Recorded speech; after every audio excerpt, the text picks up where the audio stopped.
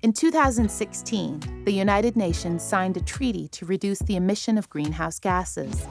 This is known as the Paris Agreement and pursues efforts to limit the global temperature increase to 1.5 degrees Celsius, which is often referred to as the 1.5 degree pathway.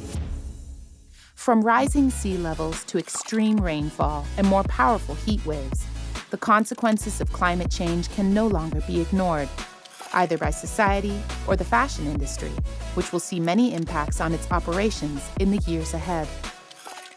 In 2018, the fashion industry produced 2.1 billion tons of CO2. This represents 4% of global carbon emissions, an emission share larger than that of France, Germany, and the UK combined. Fashion needs to act on climate, and we need to change things fast. Because if we continue on our current path, we will miss our 2030 emissions targets by 50%, and this will accelerate global warming.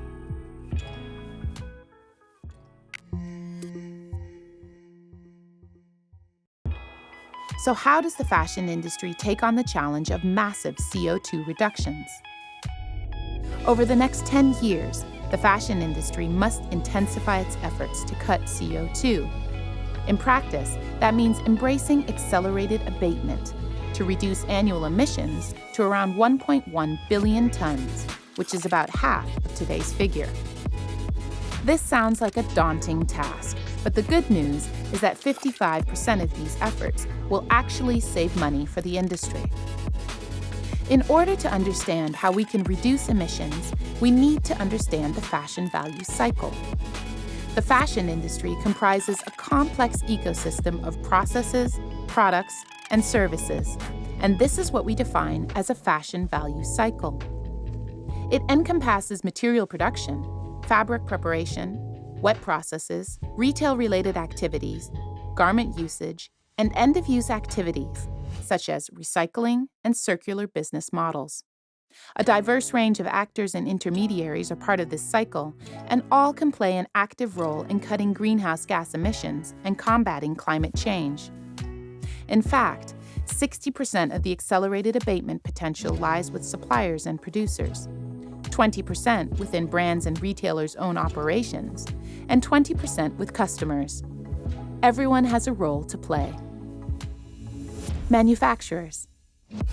Garment producers need to be fully committed to decarbonization programs to deliver accelerated abatement. For example, switching to renewable energy, making efficiency improvements in spinning, weaving, and knitting, and shifting to dry processing. However, producers will need support from brands to decarbonize. This is where 60% of abatement potential lies, so the industry needs to come together to make that happen through coordinated and collaborative approaches. Brands and retailers. Brands have direct control over their own operations, but also have significant influence across the value cycle. At the moment, every fifth piece of garment ends up as garbage, without ever being worn. So one of the most effective things that brands and retailers can do together is to ensure that overproduction of clothes is reduced. Customers. By making small changes to the way we treat our clothes, customers can substantially reduce carbon emissions in the use phase. Things like skipping 1 in 6 washing loads, washing half of loads at below 30 degrees Celsius, and substituting every 6 dryer usage with open-air drying can actually make a big impact. As well as adopting circular models, which could deliver 10% of accelerated abatement alone if 1 in 5 garments in 2030 are traded through circular models. Investors. 60% of this decarbonization requires some form of upfront investment. But fortunately, the positive link between environmental performance and financial performance means investors have a direct interest in creating incentives that promote change and enable fashion players to accelerate their efforts. Beyond 2030, even if accelerated abatement is achieved, the challenge gets tougher and the industry will need to decouple value growth from volume growth to stay on the 1.5 degree pathway. Only by daring to change, collaborate, and embrace new systems can we transform the industry and create prosperity for communities around the world.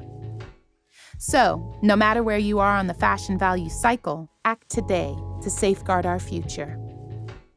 You can get the full story on how the fashion industry can fight climate change with more examples, facts, and inspiration in the McKinsey and Global Fashion Agenda Fashion on Climate report at globalfashionagenda.com/initiatives/fashion on climate.